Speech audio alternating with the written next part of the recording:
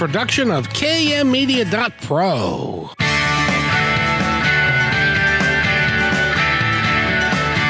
Welcome back to Positive Talk Radio. Our goal is simple: to explore evolving ideas one conversation at a time. So come on over into our world. I know you'll like it, because on today's show, we feature an incredibly talented lady. She's been in media for news media for 2 decades. She's got a company called The Polite Company, and she teaches people etiquette, which is a word that I think in our day and age is a little used and a little understood, but we're going to talk about that to a great degree. And first of all, Eric is here. Eric, it's raining again. Is this the way of the week? At least out our window, it doesn't look like it's raining at the moment. Oh, okay. But yes, it's gonna be a little bit moist this week. But hey, it is December, and it looks like it's gonna be a bit drier than last week. So, something of a change of pace, if you will. Anything is drier than last week. Exactly. Exactly. Well, we've got a very interesting guest who was in. I just found out about this. I have a good friend, Mary Jackson of the Sisters J, and they've been on the show before. They live in Tennessee, and they live in Nashville, right outside of Nashville. And they had a series of tornadoes. Several people were killed and stuff. And it turns out that the guest we have on today, Kristi, was in the news media when the Joplin tornadoes came through years ago. So that was quite an experience. So we got to talk to her about that and etiquette and all of that kind of stuff. So thank you for being here. You're listening again to Positive Talk Radio right here on KKNW. We're here Monday, Wednesday, Friday, and then Friday on Kixie at 3:00. So you can catch us all the time. And we're really happy that you are hanging around with us on a Monday afternoon, trying to probably drive home. So Eric, thank you so much. And with that, let's bring Kristi Spencer onto the show. Kristi, how are you? It's so nice to see you. I am doing great. It's nice to see you too. Well, we were talking the first time because we have a little meeting to get together and stuff, and you really have had a fascinating life. When you look at it, do you look at it that way? I guess so. It's hard to call yourself fascinating, but it's been interesting. Hopefully, my experiences can help somebody else along the way. But fascinating might be a stretch for me. Oh, well, do you remember the movie Pretty Woman? Yes. Do you remember? And I was thinking about this as I was preparing for this show.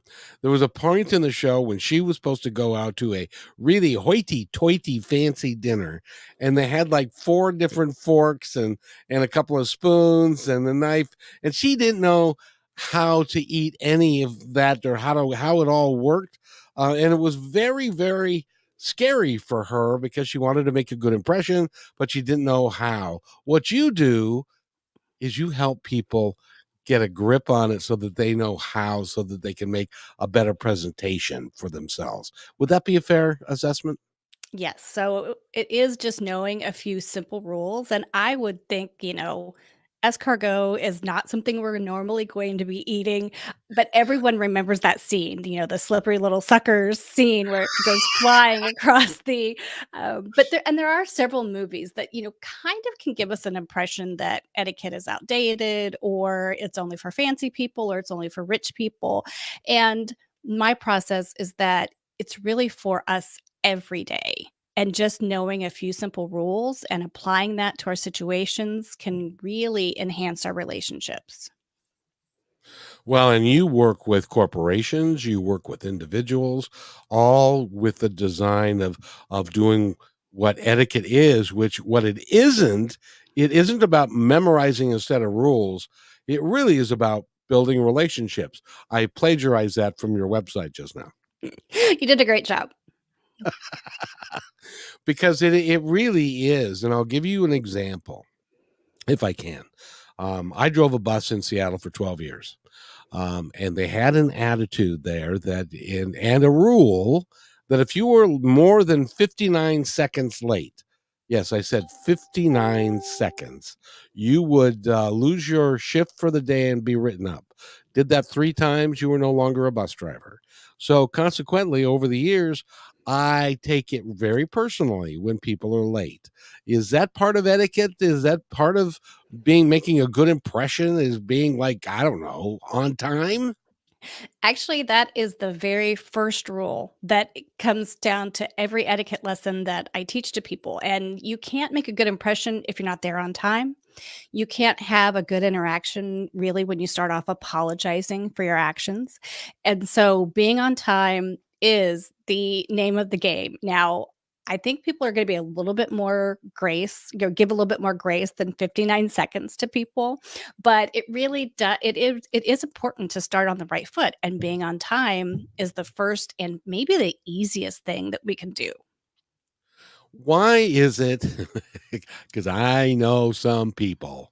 Why is it that people either is it that they don't consider it important, or is it not important enough for them to make the extra effort to be there on time?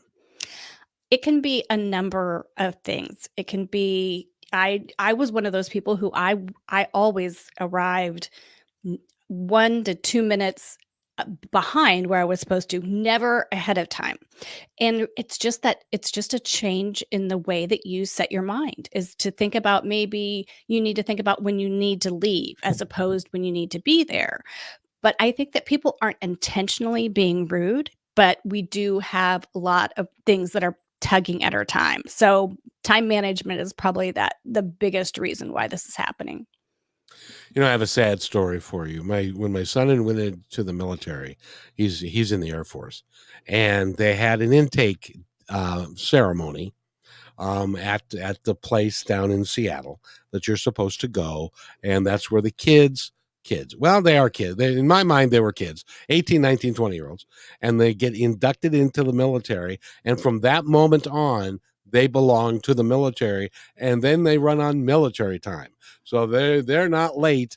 They're going, and his mother wasn't aware or didn't pay attention to how long it was going to take her to get from where she was starting off to this facility. So traffic was a little heavier, and long story short, she was late. So she missed him. They took him, he was gone. She said, "Well, can't they get him back?" I said, "Sorry, kid, he doesn't belong to us anymore. He's now in the military." And so it can have really wide-ranging consequences if you don't take that seriously, can't it? Absolutely. And you think about making a good first impression, whether you're going to show up for a job interview or whether you're going to show up to try to, sign a new client. Being late is just the easiest thing to prevent, really. I mean, some things are going to be beyond our control, but really, just start off, just be on time. And it's as easy to be a person who's late as it is to change and be the person who's always on time or a little bit early. Now, is it really not very fair of me to, when I make a date with somebody and they're late, is it unfair of me to judge them harshly, or should I just say, "Oh, they're just late. It's okay." But from my perspective, if I was important enough to make the appointment with, I was important enough for them to be on time. I can't agree more with you on that. I mean, it is a poor impression that we make. So being on time is just the simplest of rules, and it does show respect for the other person. But also, when we talk about etiquette, sometimes we talk about how it's easier to see rudeness in other people than it is to see in ourselves. So I say, I teach people to use these powers for good and not evil. So a lecture then on why somebody shouldn't be late is not where you're probably going to want to go. But it it is impossible for us not to have that feeling in some respect that we are being disrespected. You know, and we're going to get into more on etiquette in just a second, but I want to go into your background because there aren't a lot of people who get to be in the newsroom, on the television newsroom for a couple of decades, and like you were. And so I wanted to ask you, what's that like? And is it as I don't know, as scripted as we think it is? Yes, it is. At least in our newsroom, it was, I mean, every second is accounted for when you're doing local television. You have to get in your ads. You have to, start on time and end on time. I mean, it all comes back to that time again. I mean, it's you can't start the news at 5:05 or 6:05 or those kinds of things. So, being on time comes into play again. It was an incredibly stressful time. Typically, people don't last in television news for a couple of decades because the schedule and the demands are so heavy to deal with. And you also think about you get to tune into the news whenever you feel like you want to be up to date. When the people who deliver that news have to live every story. And you think, oh, the news media, and it's easy to point fingers and they're callous and they're, exaggerating things. But honestly, at the core, everyone's just a person. And this was our community that we were reporting on. And so every, terrible thing that happened, you knew about. And as a regular person, you don't really have to experience all of the bad stuff day in and day out. So it was tough. It was tough, but I was so glad. And in local news is different than obviously national news. I mean, we were able to really highlight our community and talk about the good along with the bad. But sometimes the bad was really difficult and a lot to take in. Did you ever get, or did anybody that you know that worked in news, did you ever get jaded by the fact that there's another bad story and here's another one and oh my gosh and oh dear and all of that? Do people get jaded? Oh, absolutely. I mean, because you're not necessarily thinking about people, you're thinking about time, you're thinking about stories, you're thinking about being competitive, you're thinking about, trying to be first and exclusives and those kinds of things. And that really can wear away at our self-awareness and how we participate in our communities. So I would say that it you come in and out of it. I mean, there were times when you were very, very focused on those kinds of things, and other times you could step back and be like, you know, it's just news. I mean, we don't have to take it so seriously. It's sometimes yes, it's really serious, but I think sometimes it was just easy to kind of get caught up in that negativity, and that's what I decided I wasn't going to do anymore. Well, I totally get it, because if you turn on the news, a lot of times all you get is, oh, this poor thing and that poor and this happened and that happened. Now, here's a little controversial thing I would like to address, because I'm hopeful that it's changing, but I don't know that, and that is the fact that the news anchors, and they generally have a man and a woman, generally, or sometimes two women, but the women have certain standards of appearance that the men don't seem to have. Young, beautiful. Is that changing, or is that kind of the way of the land? I think that there is an expiration date on females in the news business, which there shouldn't be. It's No. not the same for men and women, but also journalism is not attracting the people that it used to, because we don't sit down at night and watch the news. Kids who are in high school now or going to college, sometimes being a journalist isn't even on their radar in that traditional form of being on radio or television. So everything now is to be on TikTok or to be, social media. And we used to laugh at those people and think that's not a job. And then it turned into be one. So I think it's changing. And I don't know that how long traditional news stations and local television stations will be relevant and in the mix, honestly. Well, with the 24-hour news cycle, the way it is now with CNN and MSNBC and Fox and Newsmax and all those guys, you can have all the news you want. Granted, there are slants to what you get depending upon who you listen to, but you can have all that. But there is a flavor of local news that the national media doesn't cover, which I hope we don't lose. I know we've lost newspapers. I used to love having my newspaper dropped off at my house. You can't even get that done anymore. They don't even have them anymore. Yeah, it is definitely changing. I think that we're becoming more and more segmented. Everyone has their favorite way to receive news, whether that's a morning newsletter or if it's, a 5-minute podcast. It's just changing. And I think that in some ways, maybe we're going to out on that community and experiencing things together because we don't have that shared experience. But it definitely was something that it's evolving for sure. Now, at the very beginning, I asked you where you were, and you were in the Central Time District and it's just time zone.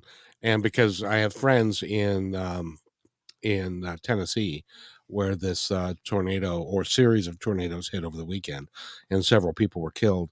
And you mentioned that you were in the newsroom, when the tornado in Joplin, which was one of, for those of you who may not remember, was one of the worst tornadoes in the history of the country ever. And you were in the newsroom when that happened? Yes, when the tornado physically hit, I was making dinner for my kids, and we decided we're pretty through and through Midwesterners. We don't take cover like we should. So we were on our way, went to the neighbor's house, and they had a basement. And then, of course, we're tuning into the news like everyone else was. Had a call that we had some family that was trapped in their home and started to try to get to their house. And as we were driving, the destruction was just unbelievable because when a tornado's on top of you, even meteorologists, they don't know the scope of it until things clear. And so we were driving, and as we were driving, it seemed like power poles were falling behind us in the road, and we were disoriented. We didn't know the landmarks. We couldn't even tell what streets that we were on.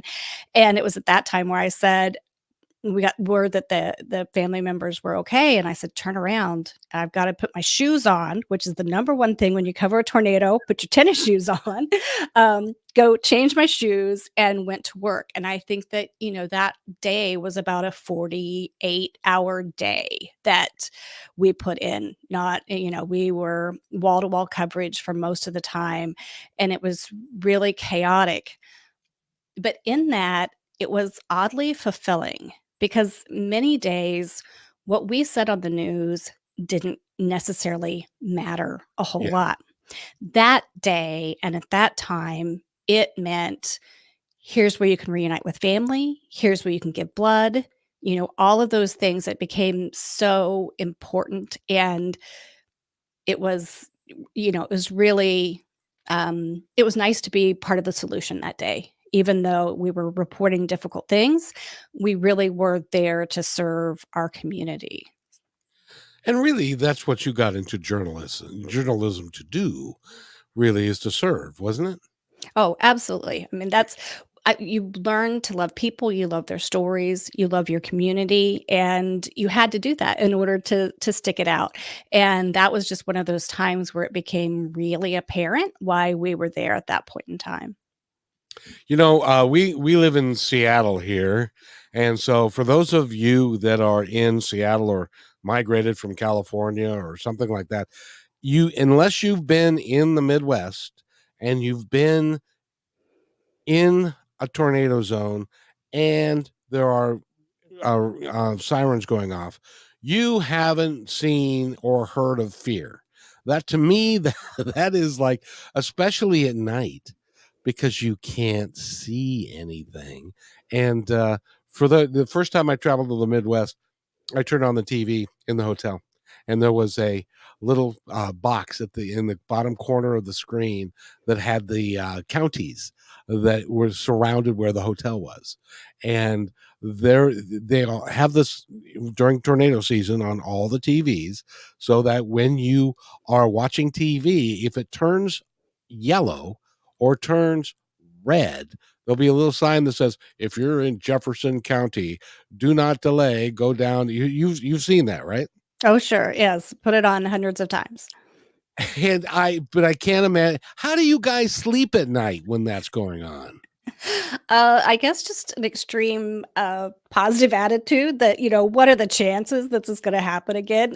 In my community, we found out 10 years to the day after the Joplin tornado, our little community got hit again with a tornado, much less damage and much less serious than that. But you prepare, you have tornado shelters and you have basements and you have a plan, first of all. And then you just I guess we just pray a lot. Well, I admire people's courage that because and I know that when your news team was out and about in Joplin and we're talking to people who had lost everything. Their house was now a pile of sticks and they were trying to go through and find some important papers and stuff, but that was all they had. And that would be a real heart-wrenching moment to be talking to somebody.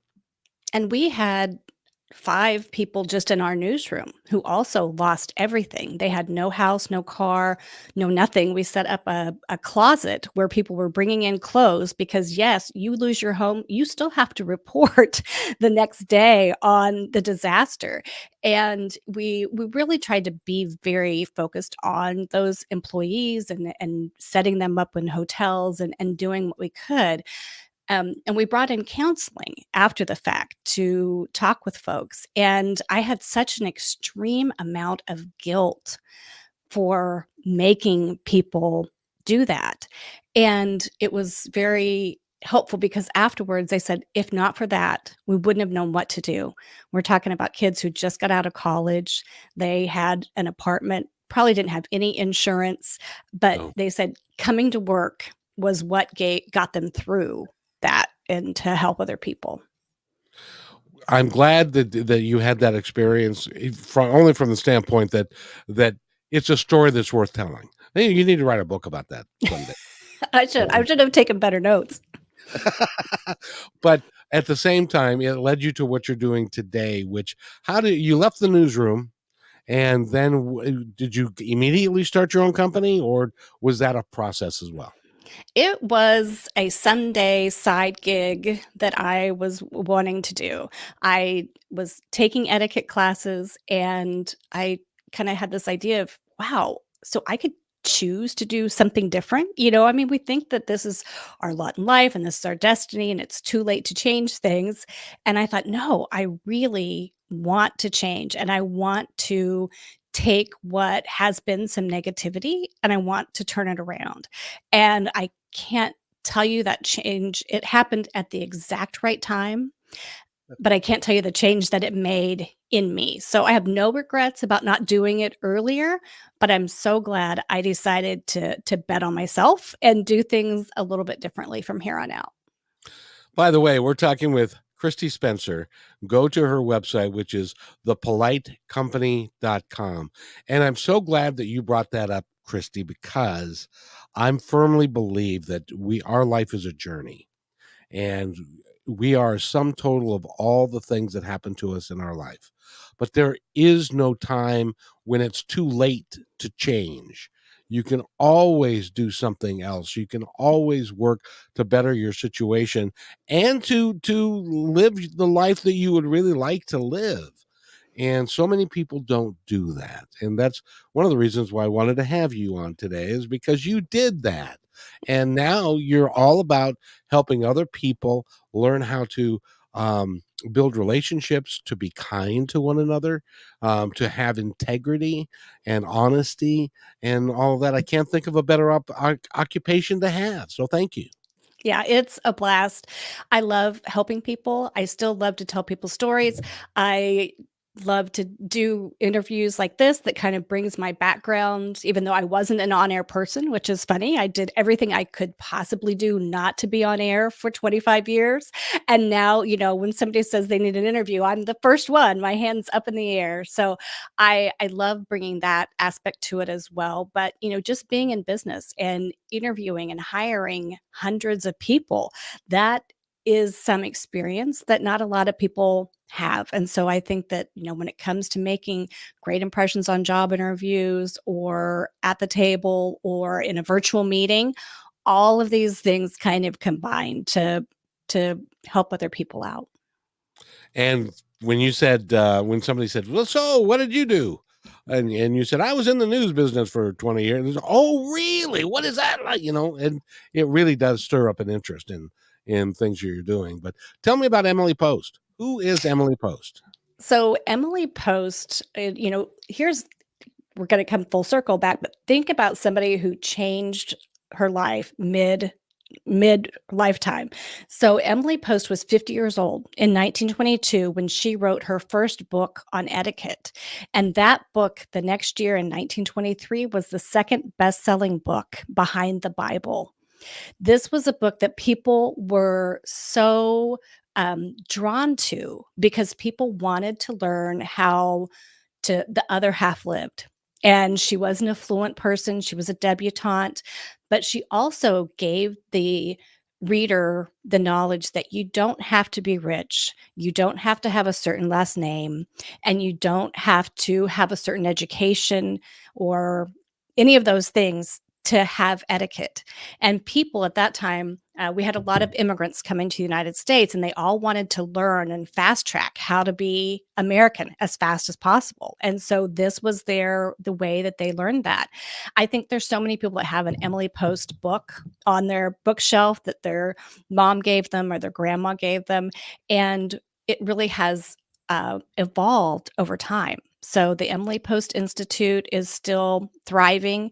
They also do podcasts. They came out with a new book, totally revised that 1922 book, which it's been different editions over the last few years, but really just a complete overhaul. And things have definitely changed, but really at that core of what Emily Post thought, which was consideration, respect, and honesty, doesn't change. Those are still really important values today. And you graduated from her program, correct? Yes. So her great-great-grandchildren run the program, and I was lucky enough to have her great-great-grandson as my teacher. And it was just a really awesome experience to learn. These aren't old things. They aren't old-fashioned. They're not antiquated. They've really kept them up to date to change with the times. Well, we got to take a break, but I wanted to ask you, and I'm going to ask you now and to answer this when we come back from the break. And then, and that is this. By the way, first of all, we're talking with Kristi Spencer. Go to thepolitecompany.com. Okay. You're in a meeting. You're having a dinner meeting with a client, and everybody's looking at you because apparently you're chewing loudly. And they're looking at you. I want you to tell me how to deal with those kinds of things that you might not even know you're doing unless somebody's really particularly honest with you. So again, we're talking with Kristi Spencer. We shall return in just a moment. Stay with us. You're listening to Positive Talk Radio. Thank you to our dedicated fans. We are updating our live on-air schedule to make it super easy for you to hang out with us 5 days a week, Monday through Friday at 3 p.m. Pacific Standard Time. We broadcast on YouTube, Facebook, and live on Fridays with Kixie 8:80 a.m. Seattle Live. You can find our library to binge all the podcast platforms. We can't wait to see you at 3 p.m. Monday through Friday, starting September 4th, Labor Day 2023. Hello, everybody. If I could have your attention, please, I have an important announcement to make just for you. As you may know, PTR is heard and seen on radio, KKNW, and now Kixie, several websites, podcasts, YouTube, Twitter, Facebook, and most social media. At PTR, we believe in working together to make the world a better place, and because you're listening, we know that you're dedicated to the same. So we'd like to support your efforts by offering an outstanding multimedia package for you at a deeply discounted rate. As our partner, you'll receive commercial creation, both video and audio, at least 10 commercial plays per week, a monthly show to highlight your business and passion, exclusive website positioning with links, video shorts for social media, commercial plays on all shows, podcasts, KKNW, and Kixie. Your commercial is embedded into each episode and as a podcast is sent to over 50 different platforms.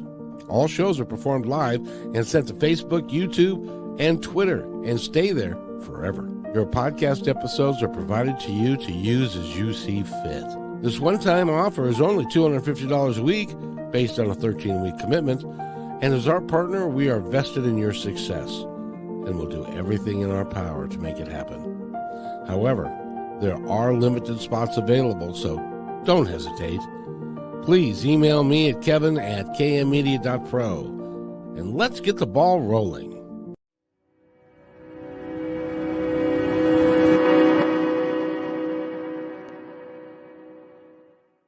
When you want to say more than words communicate, you can with flowers. Your custom boutique floral studio in Bothell, Washington is anaturaldesign.com, connecting you to nature through the language of flowers. Where your people are is where our flowers are beautiful. Your success is our goal. anaturaldesign.com at your fingertips today.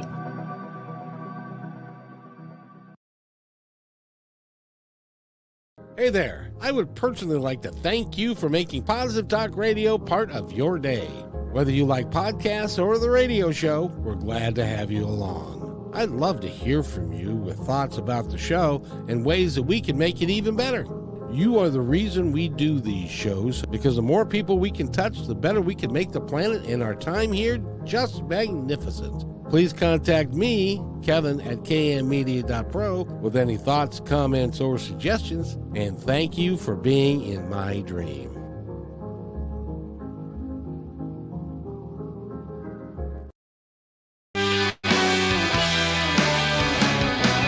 And welcome back to Positive Talk Radio. My name is Kevin McDonald, and you're listening to KKNW 1150 AM. We have a great guest for you today. She has got the Polite Company, and if you go to thepolitecompany.com, you'll find all about Kristi Spencer and how she can help you probably do a little bit better when you are in a tense situation that you aren't sure about how you should be behaving and what proper etiquette is. Kristi, welcome back to the show. How are you? I'm doing great. Thanks for having me. You know, I said to myself, I better speak proper English today, or I'm going to be chastised a little bit. But No, there's no finger wagging coming from me. oh, good. I wanted to ask you because it's in our family. This is a bone of contention, and that is when everybody's sitting around the table and everybody eats a little bit differently. And how do you understand when you are being an obnoxious eater and work to change that in some way? This is where family dinners come in, and I'm a huge advocate for family dinners to begin with. But when we do teach our children how to have manners at the table, and we don't have to, get out the ruler and hit wrists and those kinds of things, but just some little reminders about, we talk about elbows on the table and people think that that's a no-no. And actually that has never been an absolute no at the Emily Post Institute, even in 1922. But while you're eating and while you have utensils in your hands, not to put your elbows on the table, those little rules, teaching kids what fork is a salad fork and what the entree fork is, these little things can help kids out so much when they get to be older. And then we're being judged, and people do judge you for your manners, whether we want to admit that or whether we agree with it. People will judge you. So I think that's where families come into play. And it doesn't have to be a family meal every day or all the time or something fancy. We can talk about etiquette as we are driving in the car, eating that, take out McDonald's, and we can talk about etiquette in so many situations. But just to make children aware, I think, is really helpful. I also teach college students, and I think that it is such an amazing service when colleges recognize that everyone grew up in a different way, different style, and from different places. And that one of the fundamental things that colleges can do is to let their students know about some of these etiquette rules, whether it's in the workplace or at the dining table.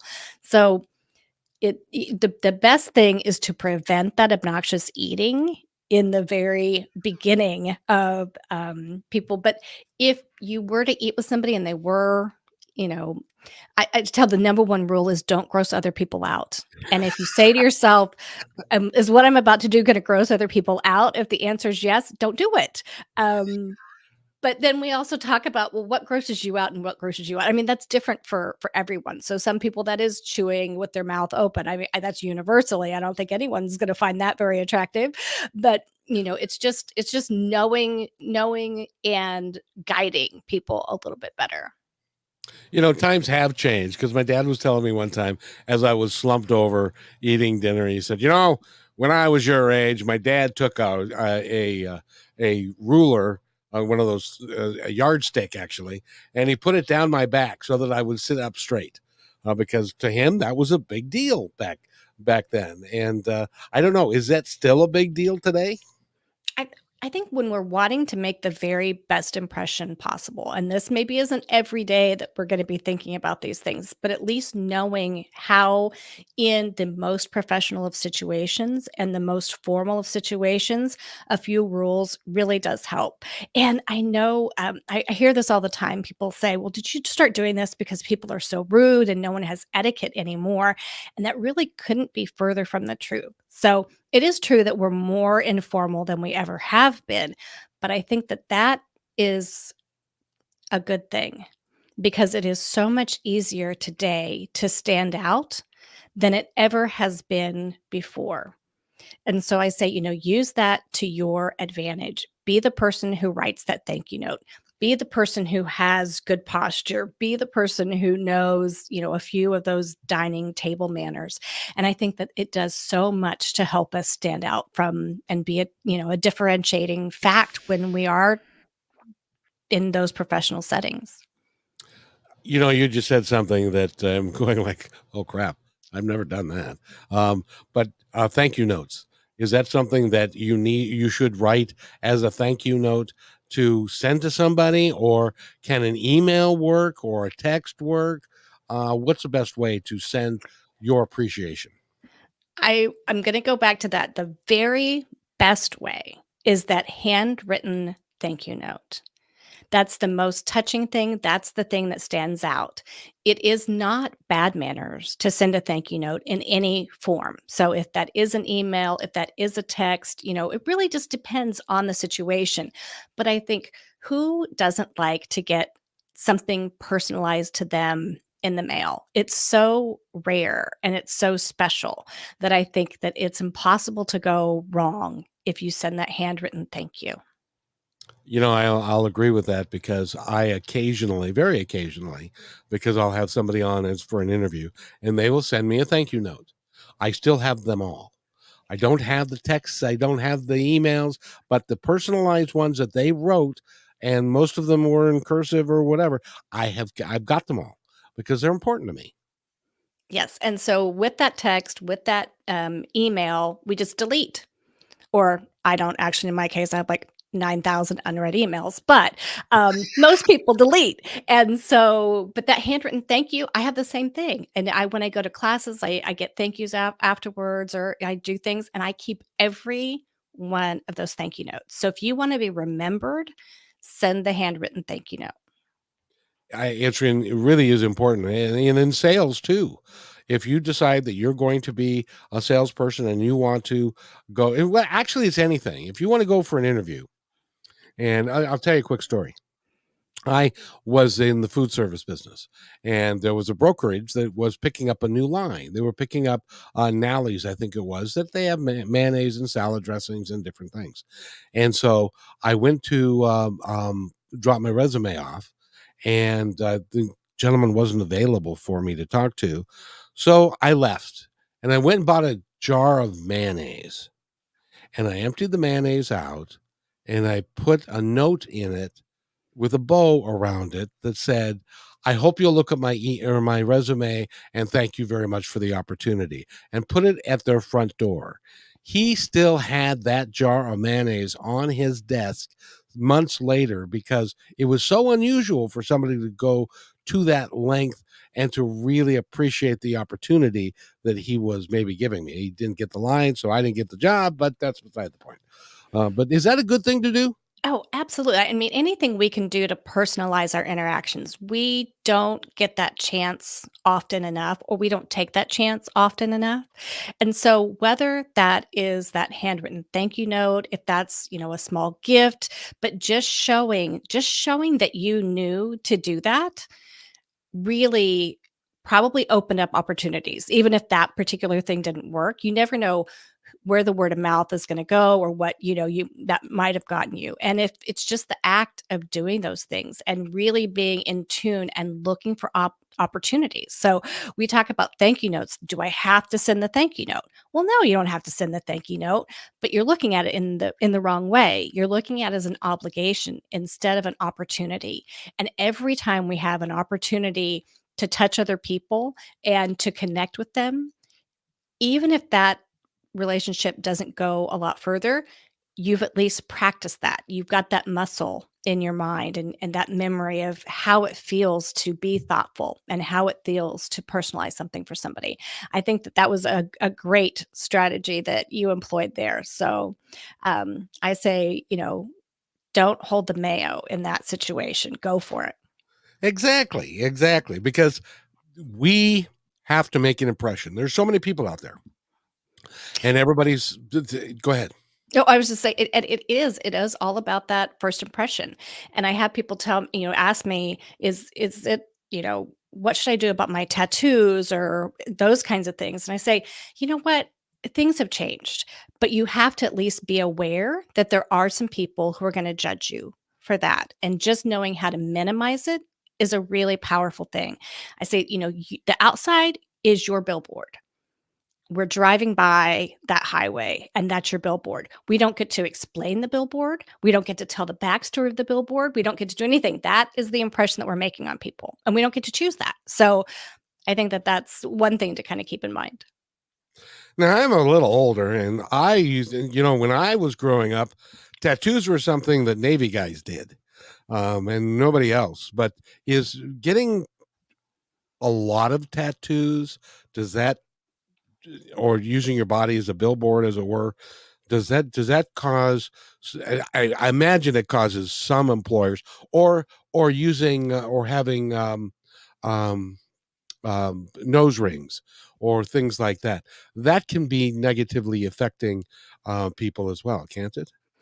It can, and I think that it's really more that first impression that it is any other time, because we've all met somebody who initially we thought, gee, that's not what I was expecting, or they don't live up to a certain image. But then you get to know them and you do a great job, and people look beyond it. So it's really managing that first impression. So I'm not saying go get a job and then get a face tattoo afterwards, but it is that it is possible, and it is not as much of a stigma as it used to be. So there are some people who haven't been in prison or in the military or are Hell's Angels that also have tattoos.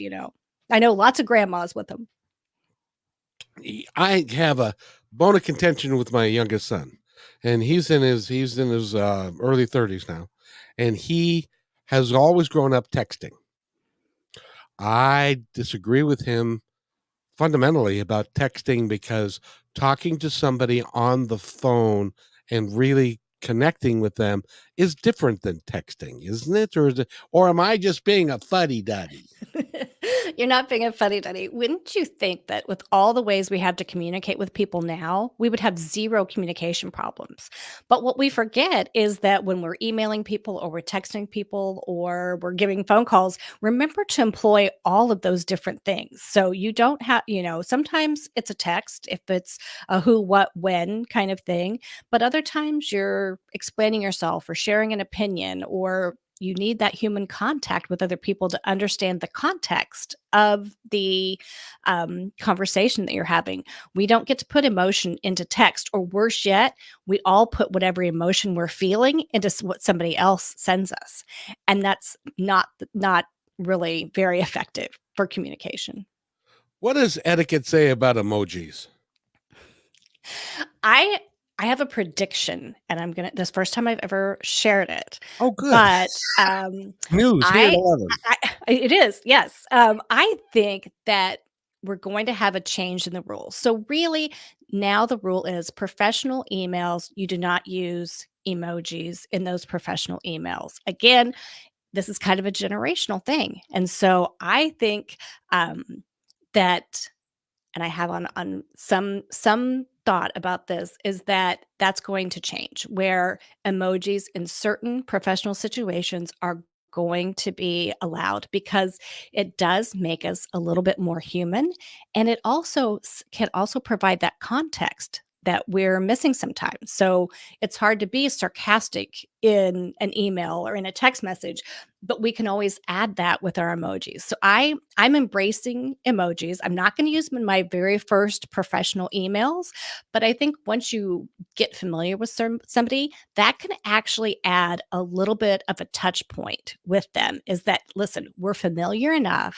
that now we can send emojis. I think it's taking those relationships to the next level, and I'm going to stand by it. Very good. Well, as well you should, because I tend to agree with you. I think that emojis, more than doing like LOL or BFF or any of the other things, which I have no idea what BFF means, but doing an emoji, it's kind of more universal. If it's a crying face or a smiley face or somebody who's laughing hysterically, that kind of thing. Yeah. Oh, Eric just told me what BFF means, and it means best friends forever. Thank Yeah. you from on high. I that is funny. I appreciate that, Eric, because he's a little younger than me, and there's lots of them, and they change over time too, don't they? Yes, I think, I mean, even emojis have changed. Really, that crying face, laughing emoji is really reserved for a certain generation of people. So I think that it's fun to explore and to use them, and it gives us a little bit more visual and emotional clues for things. I agree with you 100%. And one of the things that you talk about a great deal is being kind and being positive and which is one of the reasons why I wanted you on the show, because the etiquette can call for that, and it's important to be kind. I'll give you another example. I went to lunch with a guy that thought he was all that in a bag of chips. You know what that means? He thought he Yes. was really cool, and so we were there having lunch, and now I grew up in the restaurant business. I was in there for 20 years, and he was rude to the wait staff. And I don't care what kind of a job they do. If you're rude to the wait staff, then I don't want you around me. So that was something that in his etiquette, I guess he thought that it was okay for him, because he was showing his domination and his power about being, and he thought that was okay. I thought he was a knucklehead. So is that kind of a thing too? Oh, absolutely. That you're touching on my very number one etiquette rule when it comes to dating.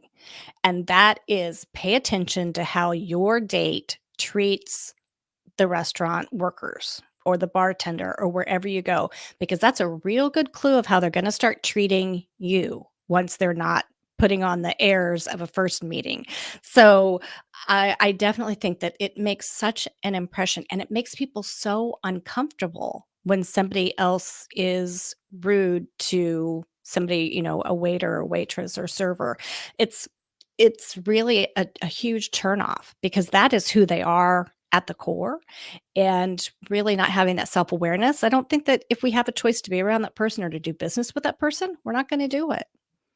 I think that is a really good. So, guys and gals, if you're going on a date later, and the person that you're going out with is rude to the people that are serving them, then that's a good indication that down the road they're going to be rude to you as well, because that's who they are. Absolutely. I think that those stressful situations really do define us and tell other people so many things about us. So, but that's one of those things I teach with dating etiquette. Perfect. Now, if you were to give us one of your most precious or important etiquette guidelines, what would it be? The number one is to think before you act. And understand your choices before you make them. So some people think, oh, I didn't have a choice. I had to do this or I had to do that. I don't think you did. And a lot of people are talking to be heard, or they're talking because they want to persuade us. And even if they were in the wrong, we still plant our feet and go kicking and screaming, even when we're wrong. But if just thinking about those choices ahead of time, you can think about what's the situation that I have, here. What are my choices? What can I do that will make the relationship better? And whether that's a difficult conversation, giving people feedback they might want to hear, or, apologizing for a mistake, thinking about those options and assessing the situation is the number one thing that I try to get people to do. Especially now, you in one of your blogs that I was looking at it, you were talking about that very thing, a hard conversation. That really takes some skill to be able to make a hard conversation work without it blowing up in your face. Yes. And what it really takes is considering that other person's feelings, doing things privately, all of these things that we know. But again, that takes thought ahead of time as how am I going to say this? How am I going to empathize with the person? How do I think that they're going to feel? How would I feel if I was in a situation? And so just kind of running through those ideas ahead of time keep you from just blurting out the brutal things that you feel like you want to say to somebody. So again, it goes to that communicating with, really the intent of listening to the other person.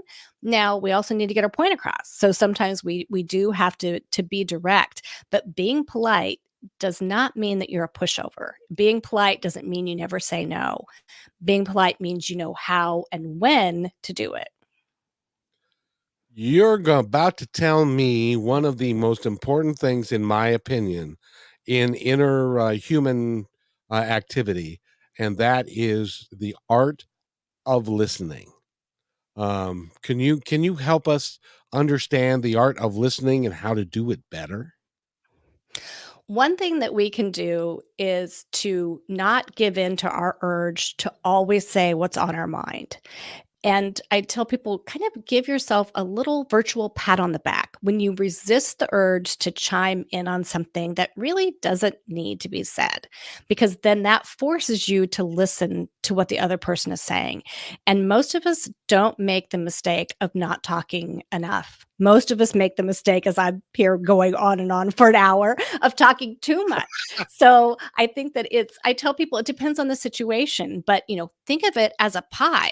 That conversation is a pie. If there's two people in the conversation, you should be speaking 50% of the time. If there's three people, your time's reduced to, 33%. Think about how much time you're taking and how much you're doing the talking as opposed to doing the listening. One of my favorite things is I know in the broadcast world, as in the radio world, death is silence. Dead air is absolute death in our medium. But in interpersonal relationships, if you have something to say and you say it, just letting it stay there and being quiet rather than feeling like you've got to continually feed the airwaves with conversation, just be quiet and let them answer. Is that a good strategy? I think so. Just a little pause of silence there to make your You heart had stop. you had me going there. Eric was looking for loose wires, and I was like, "Oh no, she's frozen." What a horrible time for that to happen. No. Etiquette is something that we can have fun with. But yeah, it is listening, and it's so important. I think that we are trying to fill up so much space in our lives. And whether that's social media or attention or being in front of people, it's okay to sit back and it's okay to observe people. And you will learn so much more from doing that than you necessarily will be by getting your point across. One of my favorite things to do on the show, I'm going to do right now, and that is this. We've been talking for almost an hour. By the way, we're talking to Kristi Spencer, and go to thepolitecompany.com. I would like to take the opportunity to set myself aside and for you to tell our audience anything in the world that you'd like them to know, and I'll just sit here and be quiet. I want people to know that, etiquette is a choice and it's positive. And it's one of those things that is a gift that you can give yourself if you're wanting to be more confident in situations. So I can't think of anything more valuable than knowing how to make those good first impressions, whether it's for friends or whether it's in a business situation. And that's what I love to help people do. And by the way, I have to tell you, as far as etiquette goes, you understand radio etiquette perfectly because you don't go on and on and on. You make your point and then and then you be quiet. I love that about you. You were just awesome. Again, Kristi Spencer has been our guest. Go to her website. Go hire her if you need some help. If you got an appointment with the vice president of somebody, go talk to her. Thepolitecompany.com is where you find her. And I want to thank you so much for being here. Thank you. And by the way, we'll see you Wednesday at 4 on KKNW. And by the way, be kind to one another because each other's all we've got. We'll see you Wednesday.